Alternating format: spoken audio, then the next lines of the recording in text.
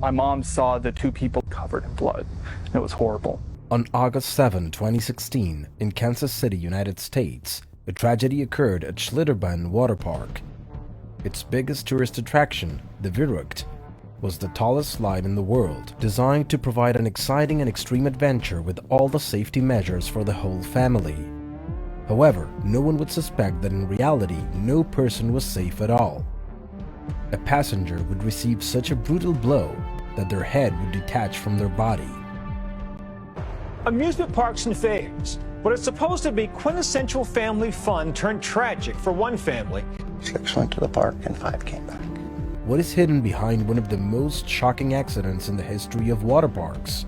What went wrong with the attraction that was supposed to be the most exciting and safe? This is the story of the last raft that was launched from the tallest slide in the world and that would end up destroying an innocent family. It all started in 2012 when the co-owner of Schlitterbahn Water Parks, Jeff Henry, along with a designer named John Shuley, had the idea of building the tallest slide in the world in just a few weeks. But why the hurry? Jeff had to quickly come up with a new and refreshing announcement to share with the public, since the place was going to appear in a TV show about water parks.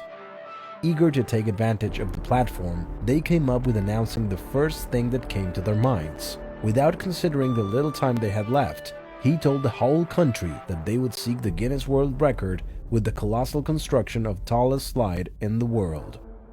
I always set out to break all the records. I want to be the first at the bar to buy a drink, and I want to be the first to meet a pretty girl, and I want to be the first at everything, and I want to have the biggest, the tallest, and the fastest rides in our parks.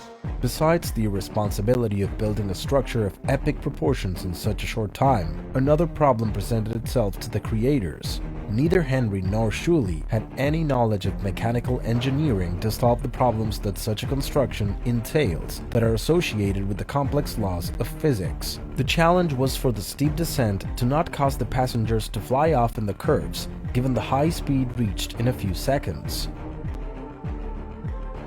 If the raft had someone small or light, they would not be able to stay within the slide lane.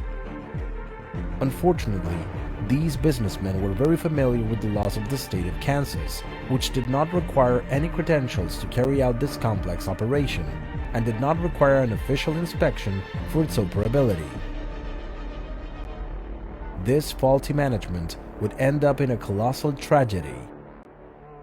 There is no Kansas statute and no city codes that really allow us to go in and inspect the operation of those rides. In terms of whether the ride was designed properly or operates the way it should, we have no authority to check any of that.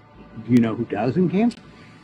No one. Schlitterbahn was a family franchise owned by the Henrys, who at that time owned 5 parks in the United States, located between Texas and Kansas. Their first park was opened in 1979 by Jeff. Annually, it welcomes millions of visitors who seek to escape the high temperatures of the summer. Not only does it offer slides of various types and sizes, but there are also artificial rivers and huge pools to spend the day with family. There is fun for children and adults who can relax in a bar while the children play with the peace of mind that the parks are extremely safe for all ages.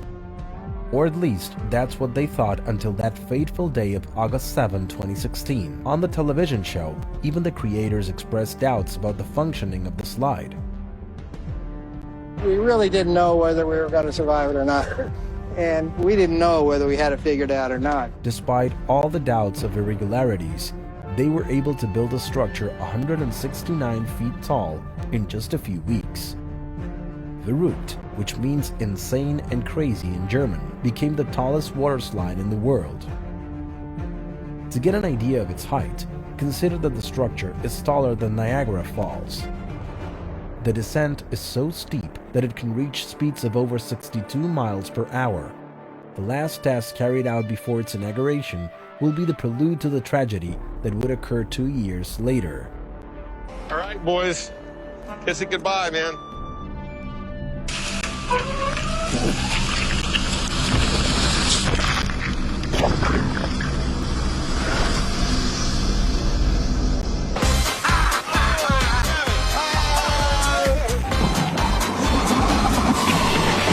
It fell backwards, tipped over, and killed every sandbag in there.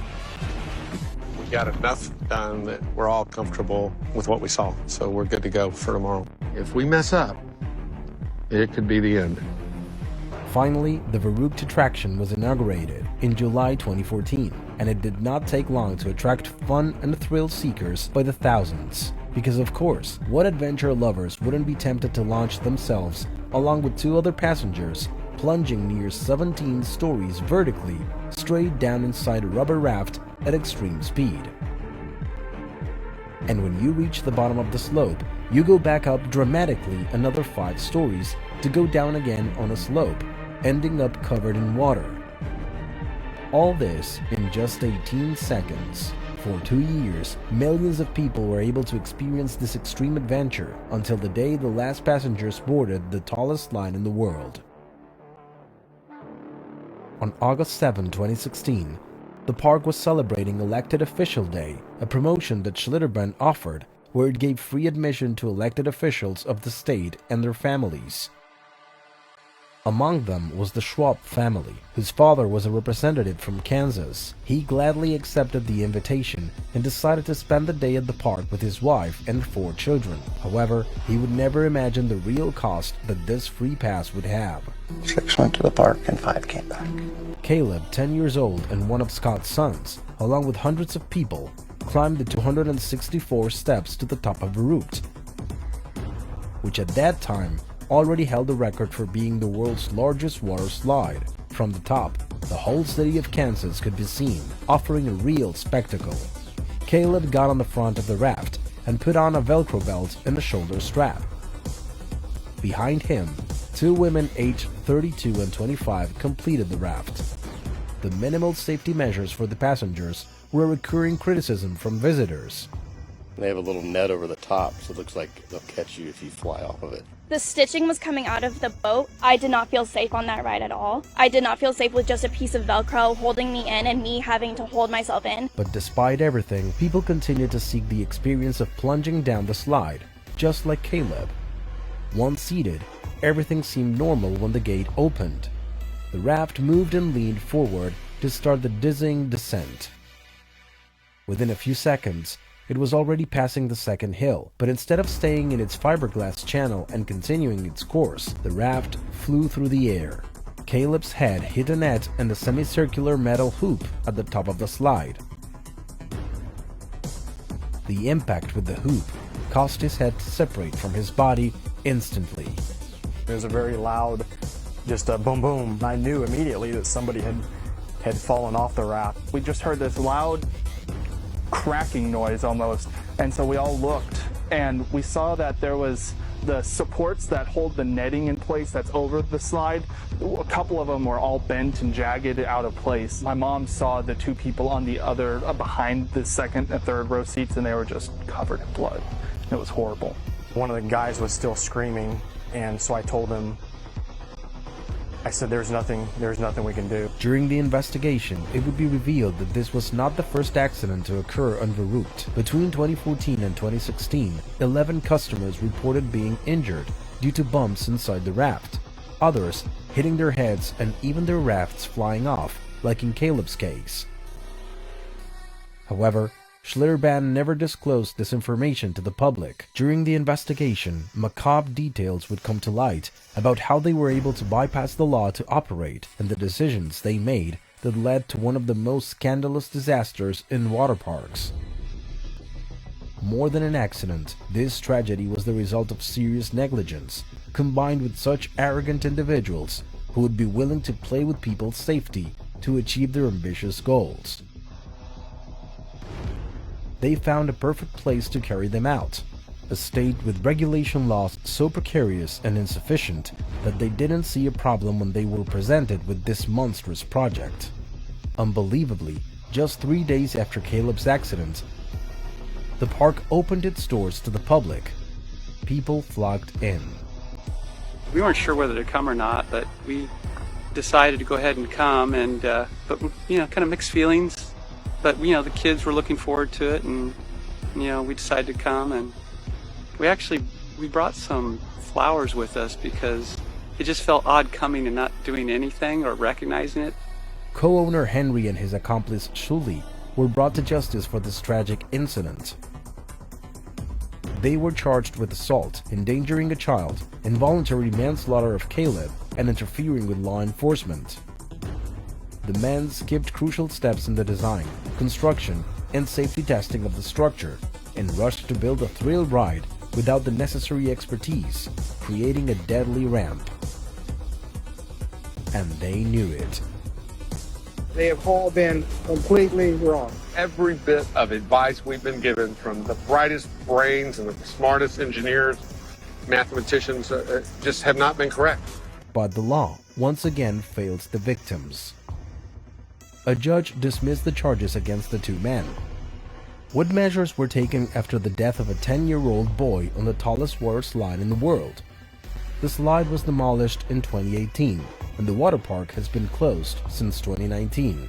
Workers will begin to reveal the extremely low levels of oversight. The only inspections we've ever done is just people writing down slides one time, saying, oh, it's okay, you're good to go for the rest of the day now. Around 4,200 people end up in the emergency room due to accidents at water parks in the United States, one of the most dangerous amusement locations. In the search for extreme thrills and unforgettable experiences, we must prioritize safety at all times.